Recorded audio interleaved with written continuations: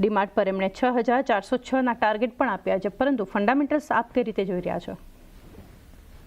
Revenue super market તમે જુઓ તો કેટલા ટાઈમથી 3-4 વર્ષથી કે એવું કંઈ ખાસ રિટર્ન આપ્યું નથી કમ્પેર ટુ માર્કેટ ઓલ્સો.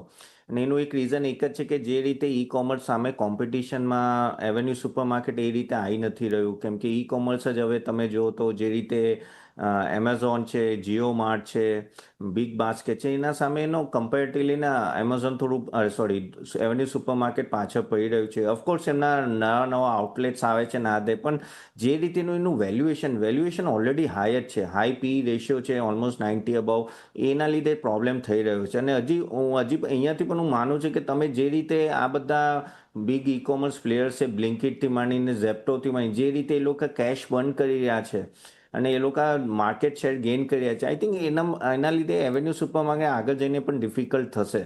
અને એઝ અ ઇન્વેસ્ટરનો વી હેવ ટુ સી કે પ્રોબેબિલિટી શું વધારે છે. પ્રોબેબિલિટી એવું લાગે છે કે માર્કેટ શેરમાં થોડો પ્રોબ્લેમ થશે, નો ડાઉટ બિઝનેસ વધશે, પણ એ રીતે નહીં હોતી જે પ્રમાણે વેલ્યુએશન છે. અને વેલ્યુએશન ઓલરેડી હજી પણ એવન્યુ સુપર માર્કેટનું હાઈ છે. લાસ્ટ 3 વર્ષનું રિટર્ન ખાસું મ્યુટેડ છે. એટલે મારું તો અહીંયા મત એ જ છે, અને આઈ થિંક હું છેલ્લા 2-3 વર્ષથી હું આ જ નો ઓપિનિયન ચાલ્યો છે કે એવન્યુ સુપર માર્કેટ કેમ કે રિટેલ સ્ટોર્સ છે અને હવે આપણે ઈ કોમર્સ તરફ તો ત્યાં અંડર પરફોર્મન્સ રહેશે. અને ઓફકોર્સ એવન્યુ સુપર માર્કેટ ઘણા બધા રિટેલ સ્ટોર્સ નવા લાવી રહ્યા છે અને એનો ખાસો ઓપરેશનલ એફિશિયન્સી બતાવી રહ્યા છે, પણ જ્યારે સામેની કોમ્પિટિશન કેશ બંધ કરતું હોય એના સામે ઊભું રહેવું થોડું ડિફિકલ્ટ થાય છે. એટલે મારા પોઈન્ટ ઓફ વ્યૂથી ઓફકોર્સ આમાં અપસાઇડ દેખાય, પણ લોંગ ટર્મ માટે I am not so bullish on avenue super market. હું એવોઇડ જ કહીશ.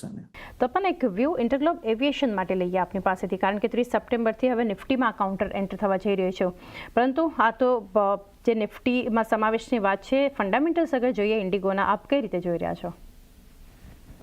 ઓફકોર્સ ઇન્ટરગ્લોબ એવિએશનની વાત કરીએ તો ઓફકોર્સ લીડર છે અને જે રીતે એવિએશન ઇન્ડસ્ટ્રીમાં પરફોર્મ કર્યું છે અને ખાસું સારી રીતે એમને એનો પોતાની ઓપરેશનલ એફિશિયન્સી બતાવી છે. અને ઓફકોર્સ હવે તમે જો કે આ જે ડિસ્ક્રિશનરી ઇન્કમ હાથમાં આવી રહી છે લોકોનું, તો એના લીધે આઈ થિંક હજી પણ હું તો બુલિશ જ છું આ સ્ટોક પાછળ, કેમ કે અગર એમના કોમ્પિટિટર જોઈએ તો આપણે એર ઇન્ડિયાનો વચ્ચે જે અમદાવાદનો એર ક્રેશ છે તો એના પછી થોડું નબળું થઈ ગયું છે.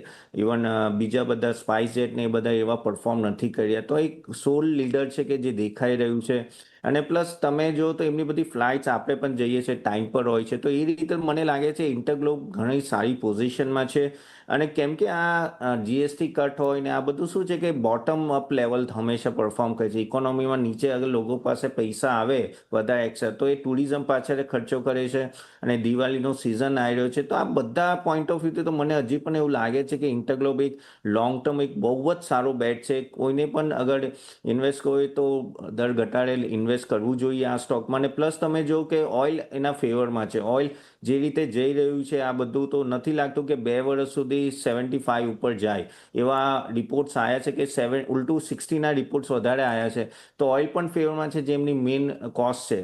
તો અગર આપણે આ બધું નાખીએ તો આઈ થિંક ઘણું સારું અહીંયાથી ઓપરેશન્સ રહેશે. ઓલમોસ્ટ 340 કન્ટ્રી પર જઈ રહ્યું છે. આઈ થિંક ઇન્વેસ્ટમેન્ટ છે આ સ્ટોકમાં, ઘટાડે લઈ શકો ને ઓવરઓલ લોંગ ટર્મનું વ્યૂ રાખી શકાય. સ્પેસિફિક લોંગર ટર્મ માટે કઈ રીતે જોઈ રહ્યા છો પેપર કંપનીઓને? પેપર ઇન્ડસ્ટ્રી ઓવરઓલ તમે જુઓ ને તો કાફી હદ તક સાયક્લિકલ હોય છે. અને પણ અગર લોંગ ટર્મની વાત કરો તો સાચે એવા પેપર કંપનીઝ નથી કે જે તમને compounding return over the time. So paper sector is never bin scene like a compounder. તો એ એક થોડું નજરમાં તમારે હંમેશા રાખવું જોઈએ. પણ હા, જે રીતે ગવર્મેન્ટના જે સ્ટેપ છે એના લીધે પેપર ઇન્ડસ્ટ્રીને ઘણો ફાયદો થશે. અને શોર્ટ ટર્મમાં ઓફકોર્સનો કહી શકાય કે ઓવરઓલ થોડી બુલિશનેસ પણ રહેશે. તો આ જે વેસ્ટ કોસ્ટ પેપર છે ને એ બધામાં અગર તમે હોલ્ડ કરતા હો તો ઓફકોર્સ એમાં હોલ્ડ કરી રાખો, એમાં કંઈ વાંધો નથી. કેમ કે આ જે પોલિસી આઈ થિંક 31 માર્ચ સુધી છે, તો 2-3 ક્વાર્ટર સારા જશે ને પછી you can take a step. So અગર તમારી પાસે આ પેપરના જે પણ સ્ટોક છે તમે જે નામ લીધા અગર હોય તો પ્લીઝ રાખો.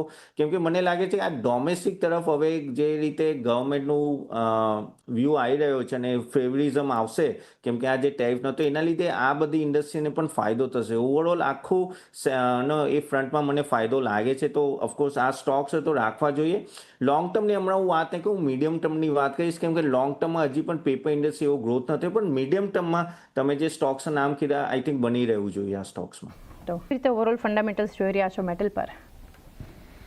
ચાંદી, જે રીતે આપણે લાસ્ટ ટાઈમ પણ વાત કરી હતી મેટલ સેક્ટર પર, ઓફકોર્સ હમણાં શોર્ટ ટર્મ માટે તો હું થોડો બુલિશ જ છું. જે રીતે સાયકલ ચાલી રહી છે અને જે રીતે અગર તમે ડિમાન્ડ ને એ બધી જુઓ તો રોબસ્ટ છે. અને આપણે ઘણી એન્ટી ડમ્પિંગ ડ્યુટી ઓલરેડી ગવર્મેન્ટે ચાલુ કરી દીધી છે. તમે જો હવે ધીરે ધીરે બધા જે રીતે પેપરમાં આવ્યું એ રીતે પહેલાં સ્ટીલમાં પણ આવ્યું હતું, તો એ બધું દેખાડે છે કે ગવર્મેન્ટ ખાસું ફોકસ કરી રહી છે કે ભાઈ ડોમેસ્ટિક સેક્ટરને આગળ વધારવું જોઈએ. અને એના લીધે આઈ થિંક મેટલને પણ ઘણું એવું કવરેજ મળી રહ્યું છે. અને હવે તમે જો તો ઓફકોર્સ સ્ટીલ કંપનીના પણ જે આ વખતે રિઝલ્ટ આવ્યા હતા એ સારા આવ્યા હતા. હિન્ડાલ્કોના ઓકે આવ્યા હતા. એક નોવોલિસનો થોડો ઇસ્યુ હતો કે જ્યાં ટ્રમ્પે ટેરિફ લગાવ્યું ત્યાં એક ઇસ્યુ હતો, પણ overall I think things are much in a better shape. અને મને અહીંયાથી પણ એવું લાગે છે કે આઈ થિંક આ બધા ખાસ કરીને હિન્ડાલ્કો અને જેએસડબલ્યુ સ્ટીલ તમે નજરમાં રાખી શકો. સ્ટીલ અને કોપર, એલ્યુમિનિયમ એ બધા પર ફોકસ રાખવું જોઈએ. હજી પણ મને અહીંયા થોડી તેજી દેખાય છે. તો શોર્ટ ટર્મ માટે ઓફકોર્સ સ્ટીલ એક ક્વાર્ટર સુધી હું બુલિશ છું આમાં.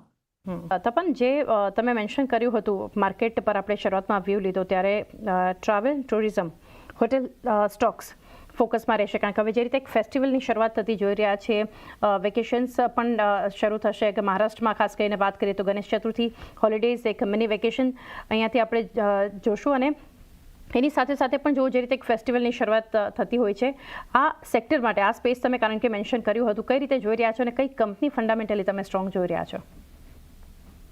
ટુરિઝમની વાત કરીએ તો હું કાફી બુલિશ હોટલ ઇન્ડસ્ટ્રી પર છું. કેમ કે હોટલ ઇન્ડસ્ટ્રીમાં અગર તમે જુઓ ને તો આ જે ફેસ્ટિવલ સિઝન આવી રહી છે અને એ વખતે તમે ઇવન આ ગાઈડલાઇન્સ જો જે ગાઈડન્સ આવ્યું છે, ઇન્ડિયન હોટલ્સ હોય કે આઈટીસી હોટલ્સ હોય કે લેમન ટ્રી હોય, એ બધાનું ઘણું પોઝિટિવ છે. એ લોકો આ ખાસી એવી પ્રોપર્ટી નવી એડ કરી રહ્યા છે અને આગળ જઈને એક્સપાન્શન મોડમાં છે. ઇવન ગઈકાલે આઈટીસી હોટલ્સ તો બહુ મોટું એક્સપાન્શન કરી રહ્યા છે. ઇવન હવે બધી હોટલ્સ કઈ રીતે છે કે ખાસી લીઝ પર આપી રહ્યા છે ને એક કોલેબોરેશન સાથે પણ રન કરે છે. તો આ દેખાઈ આવ્યું છે કે એક સડનલી એક સારું એવું ડિમાન્ડ દેખાઈ રહ્યું છે. અને જે આપણે ઇન્કમ ટેક્સની જે છૂટ મળી હતી 12 લાખ સુધી, તો એની પણ હવે ઇમ્પેક્ટ ધીરે ધીરે આપણને આ રિટર્ન ભર્યા પછી દેખાવામાં આવશે. અને પ્લસ આ જીએસટી કટ આવ્યો છે અને આગળ જઈને મને એવું લાગે છે કે આ બધામાં કેવું થશે કે ડબલ ડિજિટ એવરેજ રેવન્યુ પર બેડ હંમેશા ગ્રોથ રહેશે, જે નોર્મલી આગળ રહેતું નહોતું. પહેલાં તમે જો તો 10%ની આજુબાજુ, પણ હવે તમે જો તો આ બધા જે પણ ડેટા મેં જોયા છે, જે લાસ્ટ ટાઈમ આ વખતે ક્વાર્ટરલી રિઝલ્ટના મોસ્ટલી બધા હોટલ ઇન્ડસ્ટ્રીના જેટલા પણ પ્લેયર છે એ બધાને ડબલ ડિજિટમાં એવરેજ રેવન્યુ પર બેડ, જે એમનો ખાસ મેટ્રિક છે, એ બતાવી રહ્યો છે કે વધી રહ્યું છે. હોટલ કેવું છે કે રાતોરાત ઊભી નથી થતી, 3-4 વર્ષ લાગે છે. એટલે જે પણ ઓલરેડી હોટલ છે એ બધાની કેપેસિટી ઓલરેડી સારી એવી 70-80% રહે છે હમણાં આજકાલ. તો આ બધા જોતા મને તો લાગે છે કે આ એક સારું એવું રન છે. અને આ એવું નથી કે 1-2 ક્વાર્ટર, આઈ થિંક આ મલ્ટિપલ યર્સનો રન લાગે છે અહીંયાથી. કેમ કે હવે ગવર્મેન્ટ પાસે કોઈ ઓપ્શન નથી. જે રીતે ગ્લોબલ સિચ્યુએશન કે ડોમેસ્ટિક ફોકસ કરવું, તો આગળ જઈને આ બધાને ઘણો ફાયદો થશે. તો ઓફકોર્સ આ છે. બાકી જે ટુરિઝમમાં એ છે, તો ટુરિઝમમાં થોડો એટલો ફોકસ નથી કેમ કે એમાં હજી પણ કોમ્પિટિશન બહુ રહે છે. પણ આઈ થિંક વધારે ફોકસ આમાં છે. રેસ્ટોરન્ટ્સમાં પણ હજી એટલો હું નથી થતો, કેમ કે તમે રેસ્ટોરન્ટ્સમાં પણ જો જે રીતે આપણે બાર્બેક્યુ નેશન જોઈ લો કે બીજી બધી કંપનીઓ, સફાયર, એ બધામાં છે. સફાયર એક સારું છે, બાકી બધા ઓકે છે. તો ઓવરઓલ મને તોય હોટલ બિઝનેસ વધારે સારો લાગે છે અહીંયાથી. તમે જોઈ રહ્યા છો આ સેક્ટર માટે લોંગ ટર્મ. અને એક જીએસટીનું અનાઉન્સમેન્ટ થશે, જો ડિલે થશે, અમે પણ એ ચર્ચા કરી હતી ફાડા સાથે, જો ડિલે થયું તો શું હશે, અને જો જે અનુમાન છે એ મુજબનો કટ પણ જોવા મળ્યો તો શું અસર દેખાઈ શકે? જી ચાની, અગર જે આપણે વાત કરીએ કે ઓફકોર્સ ગવર્મેન્ટે બને એટલું વહેલું આ જીએસટી કટ અને પાસ ઓન કરી દેવું જોઈએ. કેમ કે આ બહુ મોટો ઇમ્પેક્ટ આવે છે અગર આ રીતે. કેમ કે હવે નવરાત્રિ પણ આવે છે. નવરાત્રિમાં તમને ખબર છે એક સારું સેલ થતું હોય છે. દુર્ગા પૂજા હોય ને, એ બધા સિઝન ચાલુ થઈ. ગણેશ ચતુર્થી એક સારો દિવસ. તો હવે આવામાં શું છે કે સેલ્સ અગર લોકો એટલે કે ને કે અગર આ બાઇંગ અગર રોકીને રાખે તો ઓફકોર્સ નેગેટિવલી ઇમ્પેક્ટ પડે છે. આપણે કહી શકીએ કે હા, એ પેન્ટઅપ ડિમાન્ડ સીધી દિવાળી પર આવશે ને એ વખતે. પણ ઓવરઓલ શું થાય કે જ્યારે ઇન્વેન્ટરી આટલી બધી આવી જાય તો તમને અંદાજિત ખબર નથી પડતી કે આગળ જઈને પ્રોડક્શનને કેવું રાખવું પડશે. નો ડાઉટ આ બધી કંપની પાસે ઇનફ ઇન્વેન્ટરી છે. હા, એક રેર અર્થ મટીરિયલનો જો ઇશ્યુ હતો એના લીધે હવે એમાં પણ થોડું સાંઠગાંઠ થઈ છે ચાઇના સાથે, એટલે એના લીધે પણ થોડો ટુ વ્હીલર્સને થોડો ફાયદો થશે કે નવા પ્રોડક્શનમાં આવશે. પણ મને અહીંયા લાગે છે કે હવે ગવર્મેન્ટ પર બધું ડિપેન્ડન્ટ છે. આ ક્વાર્ટર તો મને નથી લાગતું કે જે હવે સપ્ટેમ્બર ક્વાર્ટર સુધીનું જે છે એમાં કંઈ ખાસ આપણને ક્વાર્ટરલી રિઝલ્ટમાં દેખાશે. નેક્સ્ટ ક્વાર્ટરલી રિઝલ્ટ સારું રહેશે. અને પણ અગર તમે કહો કે કયા સેક્ટર, આમાં પેસેન્જર વ્હીકલમાં એક સારું એવું બૂસ્ટ આવવું જોઈએ.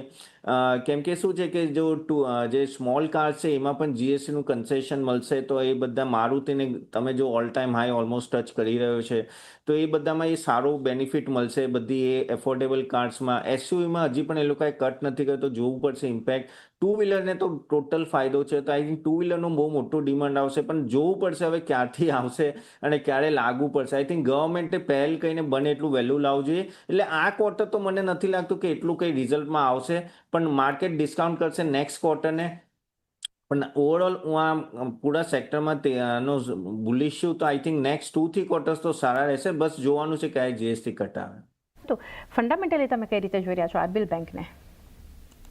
ફંડામેન્ટલી કહું તો આરબીએલ બેંક ખાસો વીક રહ્યો છે, અને ખાસ કરીને પહેલાં જ્યારે એમએફઆઈ લેન્ડિંગનો આવ્યો હતો ત્યારે બહુ ઇશ્યુઝ આવ્યા હતા, અને પછી તમે જો તો 1.5-3 વર્ષ પછી એટલું પરફોર્મ નથી, પણ છેલ્લા 4-5 મહિનાથી ઓવરઓલ પાછું પરફોર્મ કરવાનું ચાલુ કર્યું. ઓલમોસ્ટ 160થી 260ના લેવલે આવ્યો, અને અહીંયાથી હવે થોડું એક રિકવરી મોડમાં આવી રહ્યો છે.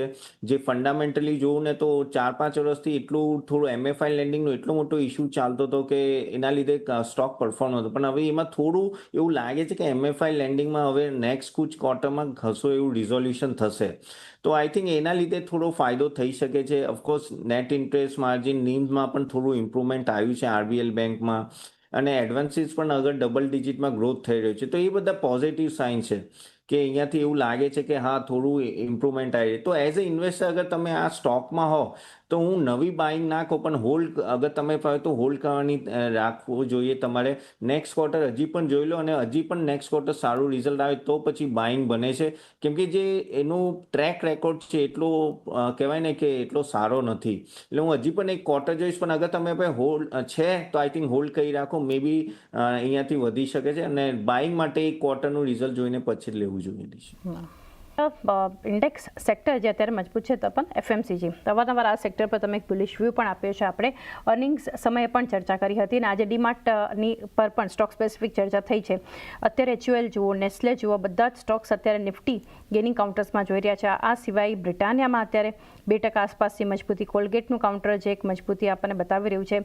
ડાબર, જ્યુબિલન્ટ ફૂડ, બધા જ સ્ટોક્સમાં જબરદસ્ત એક પોઝિટિવ એક્શન. આટલા ઘટાડામાં એક ડિફેન્સિવ પ્લે આજે એફએમસીજીમાં થઈ રહ્યું છે. કઈ રીતે સલાહ આપશો? અને આપણે અમુક મહિનાથી વાત કરી રહ્યા હતા કે આમાં એક તરફનું સ્ટ્રક્ચરલ ચેન્જીસ આવી રહ્યા છે એફએમસીજી, અને એનું રીઝન એક હતું, સ્ટાર્ટિંગમાં તમે લાસ્ટ 2 ક્વાર્ટરથી જોયો તો જ્યાંથી ઇન્ફ્લેશન ડાઉન ચાલુ થયું ત્યાંથી આ લોકોને શું હતું કે રો મટીરિયલ પ્રાઇસીસમાં ઇમ્પેક્ટ આવે, નીચે જાય તો એમનું ડાયરેક્ટલી માર્જિન વધી શકે છે. અને પ્લસ આ વખતે વરસાદના અંદાજ સારા હતા કે સારા આવશે, સારું થશે, અને એ પણ હવે રેની સિઝન સારો જઈ રહ્યો છે. પ્લસ તમે જો તો જે રીતે ઇન્કમ ટેક્સમાં કટ આવ્યો તો ઓલમોસ્ટ 12 લાખની ઇન્કમ સુધી ફાયદો થયો છે, અને પ્લસ તમે જીએસટી રેટ કટ જુઓ તો આ બધા બેનિફિટ તમને છે ને એ ઓવરઓલ એફએમસીજી સેક્ટરમાં હવે ધીરે ધીરે દેખાશે.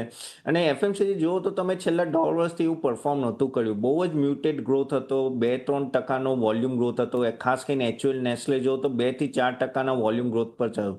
પણ હવે એવું લાગે છે કે અહીંયાથી જે એચયુએલની પણ લાસ્ટ કોમેન્ટ્રી હતી રિઝલ્ટમાં, એ વખતે લાગતું, એમને પણ કીધું કે ઓવરઓલ રૂરલ અર્બન એરિયામાં ડિમાન્ડ વધશે, અને જે હવે ગવર્મેન્ટ પણ ફોકસ કરી છે. તો આઈ થિંક આ આખું સેક્ટર એક રીરેટિંગના કડારમાં છે.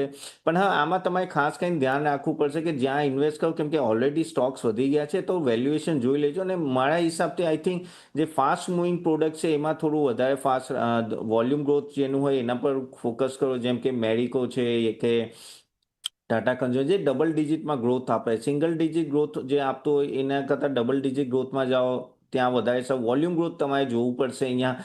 પણ પોઝિટિવ છું ઓવરઓલ સેક્ટરમાં. આઈ થિંક આખું સેક્ટર નો સારું એવું પરફોર્મ કરશે. ઇવન કન્ઝ્યુમર ડ્યુરેબલ્સ પણ હમણાં ભલે આ જે એસી ને એ બધાના જે સ્ટોક્સ હતા એ થોડા નીચે હતા, પણ એ કન્ઝ્યુમર ડ્યુરેબલ્સમાં પણ એક દિવાળી વખતે સારી એવી ઇમ્પેક્ટ આવશે, જે તમે ઓલરેડી રિકવરી ચાલુ થઈ રહી છે. તો જે ઇન્વેન્ટરી પડી રહી હતી વહેલો વરસાદ આવ્યો એના લીધે, તો એ પણ હવે આઈ થિંક સેલ થશે.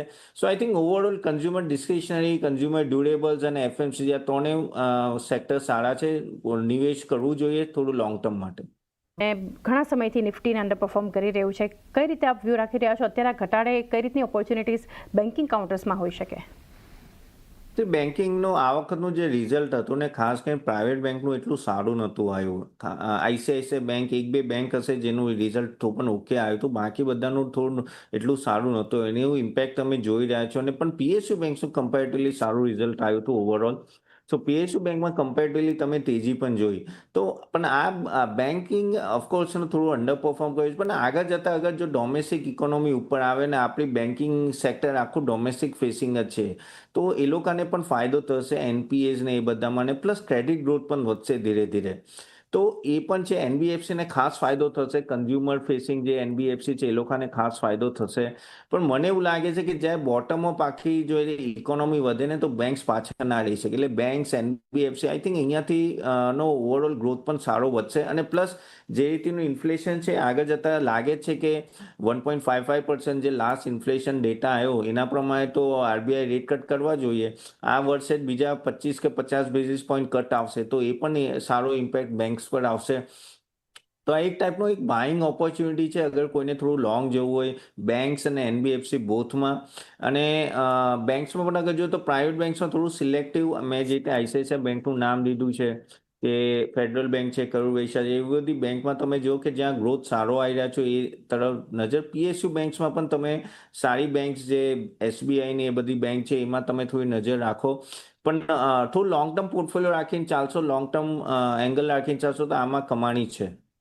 कीजिएगा, लिंक मैंने कमेंट बॉक्स में दी है, क्लिक दैट लिंक और मैं आपको नेक्स्ट सेशन में मिलता हूँ.